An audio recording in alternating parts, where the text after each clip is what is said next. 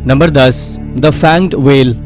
दोस्तों, फैंग्ड व्हेल एक बहुत ही प्राचीन व्हेल है जिसका स्कल हाल ही में पेरू में खोजा गया है। ये मरीन एनिमल आज से 36 मिलियन साल पहले इस धरती पर पाए जाते थे।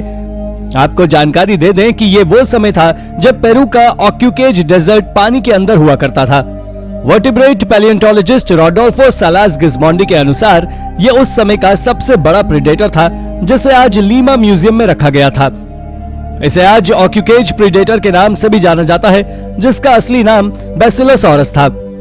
और ये व्हेल फूड चेन में सबसे टॉप पर होती थी, जिसकी लंबाई करीब 55 फीट होती थी, जिसके जबड़े पूरी तरह घने दांतों से भरे हुए थे। ये इकलौता मरीन एनिमल नहीं है जिसे ऑक्यूकेज डेजर्ट से खोजा गया हो, बल्कि इस डेजर्ट से कई अन्य मरीन एनिमल्स को भी खोजा गया है जिनके ऊपर आज रिसर्च चालू है। नंबर 9, द मिस्ट्री केव। इसकी खोज कनाडा में रिसर्चर्स के द्वारा हेलीकॉप्टर से की गई थी। दरअसल बात यह है कि जब रिसर्चर्स ब्रिटिश कोलंबिया में रिमोट वैली के ग्रे प्रोविंशियल पार्क के ऊपर घूम रहे थे, तभी उन्होंने वहां से पत्थरों पहाड़ों के साथ कुछ अजीब देखा, और वो था एक गड्ढा जो वर्टिकली नजर आ रहा था, जिसे देखकर ऐसा लग रहा था कि मानो यह धरती के अंदर जाने का रास्ता हो। इससे पहले इसके बारे में ना ही कभी किसी ने सुना था और ना देखा था। एक्सपर्ट्स की माने तो उनका कहना है कि यह केव कनाडा में खोजी गई अब तक की सबसे बड़ी केव है, जिसके बाद इस पर कनाडा के ही एक जियोलॉजिस्ट कैथरीन हिक्सन ने जब उस गड्ढे या कहें केव पर रिसर्च की तो पता लगा कि इस गुफा का मुंह 328 फीट बड़ा है, जो गहरे कोहरे से ढका रहता है, और इसकी गहराई 440 फीट से भी ज्यादा है, जो काफी ज्यादा गहराई है। पर इसके बावजूद भी इस केव को पिछले कई सालों तक कोई नाम नहीं दिया गया, और इसी वजह से इसे कनाडा की सबसे रहस्यमय गुफा माना जाता है। पर आज के समय में यह केव सारलैक पिट नाम से पूरी दुनिया में मशहूर है। Number 8, the Akhtala monastery. दोस्तों, ये करीब 5000 साल पहले बनाई गई एक प्राचीन सिटी है जो आज अर्मेनिया में यानी कि टर्की की बॉर्डर पर स्थित है। इस सिटी को कई सारे नामों से जाना जाता है, जैसे कि इसे 1001 चर्चेस की सिटी और सिटी ऑफ 40 गेट्स के नाम से भी जाना जाता है। यह शहर भी मेसोपोटामिया के बाकी शहरों की तरह ही पर्याप्त ऊंचाई पर बना हुआ है। इस शहर के चारों ओर दीवार बनी हुई है और 11वीं शताब्दी में यहाँ 1 लाख से ज्यादा लोग रहा करते थे।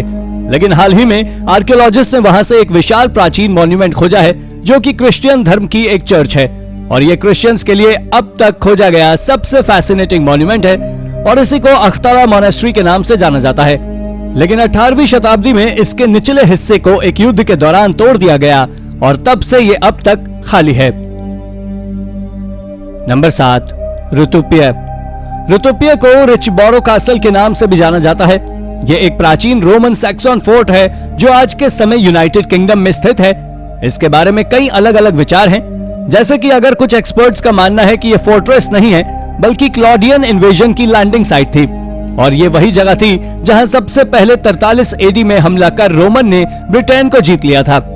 यह जगह रोमन्स के लिए किसी आइडियल प्लेस से कम नहीं थी, क्योंकि यह एक कोस्ट पर स्थित था जिसके जरिए यूरोप के लोग डिफेंस, ट्रांसपोर्टेशन और कुछ सप्लाई की लेन देन के लिए इस जगह का इस्तेमाल करते थे। और वहीं कुछ का मानना है कि ये एक विशाल फोर्ट्रेस ही है। ये जगह कैंटरबरी, डोवर, लिम्पन और रिकवल से सीधी जुड़ी हुई है। ये जगह दुनिया की सबसे अमेजिंग प्लेसेस में से एक है। नंबर 6, अ प्री हिस्टोरिक ड्राइंग। ये खोज इजिप्ट के ईस्टर्न डेजर्ट में महमूद टोनी के द्वारा की गई थी, और ये डेजर्ट बहुत अजीब भी है। दरअसल टोनी ने वहां से एक मार्बल चंक खोजा था, और इस स्टोन पर कई अजीब ड्राइंग्स मौजूद थी जो प्री हिस्टोरिक एरा के दौरान की थी। आपको जानकारी दे दें कि उस स्टोन पर कोई साधारण कार्विंग नहीं है, बल्कि उस पर किसी शिकारी के द्वारा हजारों सालों पहले शिकार करते समय का चित्र बना हुआ है। लेकिन उस मार्बल चंक का इतने ज्यादा समय तक इस डेजर्ट में सरवाइव कर पाना किसी करिश्मे से कम नहीं है। इसके एक एंड पर एक हंटर बना हुआ है जो 2 शिकारी कुत्तों के साथ हाथ में हथियार लिए हुए है, और वहीं दूसरे छोर पर एक बड़ा विशालकाय जीव मौजूद है जो ध्यान से देखने पर इन शिकारियों से दूर भागते हुए नजर आ रहा है। इस जानवर के बारे में कई एक्सपर्ट्स ने राय दी है कि यह जीव अरेबियन ऑरिक्स है, जिनका प्राचीन समय में सबसे ज्यादा शिकार किया जाता था, और यह खोज वाकई गजब है। नंबर 5, रुइंस इन इजराइल। इजराइल में आर्कियोलॉजिस्ट ने एक हिस्टोरिक फोर्ट्रेस पर से पर्दा हटाया है, जिसे एंशियंट टाइम्स में हेलेनिस्टिक पावर के द्वारा बनाया गया था, और ज्यूइश की सेना ने इसे 112 बीसी में तबाह कर दिया था। आपको जानकर हैरानी होगी कि ज्यूइश ने इस फोर्ट्रेस को मैकाबियन रिवॉल्ट को चलते पूरा जला दिया था। इस बात का सबूत आर्कियोलॉजिस्ट को एक्सकवेशन के दौरान मिले कई आर्टिफैक्ट्स देते हैं, जिसमें शार्ड वुडन बीम्स, जंग लगे हथियार और कुछ सिक्के मिले हैं, जिन्हें एक समय महल में ही बनाया जाता था। अब आपके मन में ये सवाल आ रहा होगा कि आखिर ये महल इतने जुल्म सहने के बाद भी खड़ा कैसे है। तो आपको बता दें कि इसकी दीवारें 10 फीट यानी कि 3 मीटर तक मोटी हैं। ये किला हेलेनिस्टिक डायनेस्टी के जबरदस्त स्ट्रक्चर को तो दर्शाता है, लेकिन ज्यूइश की ताकत को भी दिखाता है, जिसने इस किले को जलाने जैसा काम किया। नंबर 4, द सुमेला मोनेस्ट्री। सुमेला मोनेस्ट्री एक ग्रीक ऑर्थोडॉक्स मोनेस्ट्री है जो करदाग में स्थित वर्जिन मेरी को डेडिकेटेड है। ये अल्टेंडेयर घाटी के सामने लगभग 1200 मीटर यानी करीब 3900 फीट की ऊंचाई पर एक खड़ी चट्टान में स्थित है, जिस कारण से ये एक महान ऐतिहासिक और सांस्कृतिक महत्वों से भरा एक स्थल है। इसके साथ ही ये अल्टेंडेयर नेशनल पार्क के भीतर आने वाला सबसे प्रमुख पर्यटक आकर्षण है। पर पत्थरों के गिरने के कारण 22 सितंबर 2015 को इस समस्या को हल करने के लिए इसे 1 वर्ष के लिए सुरक्षा कारणों से जनता के लिए बंद कर दिया गया था, जिसके 3 साल बाद इसे दोबारा बढ़ावा दिया गया था और इसे 25 मई 2019 को पर्यटकों के लिए फिर से खोल दिया गया।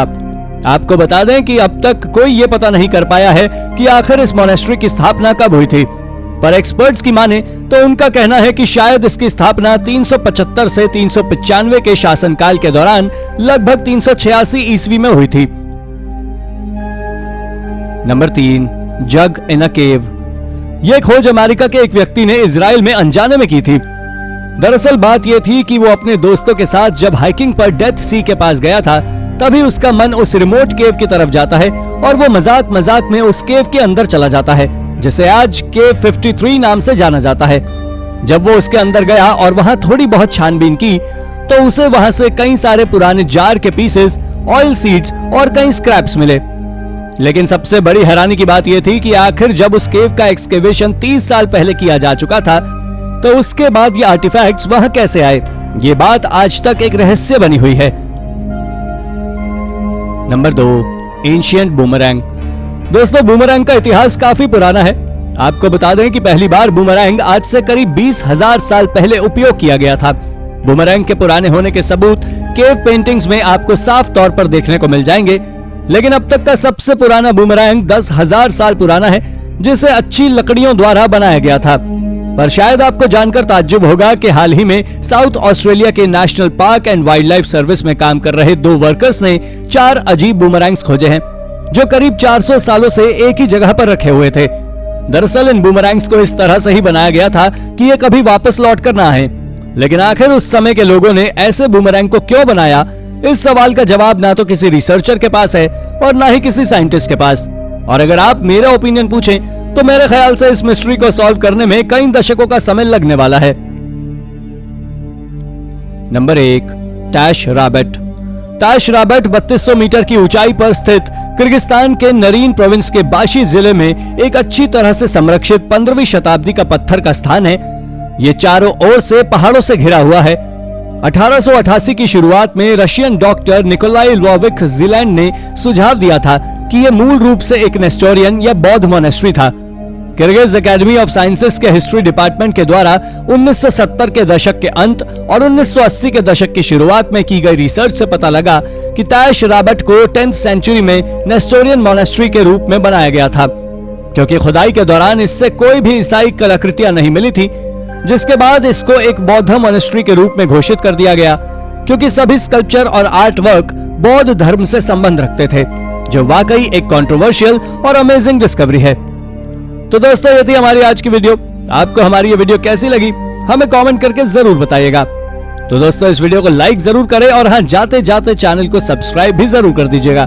Thank you for watching.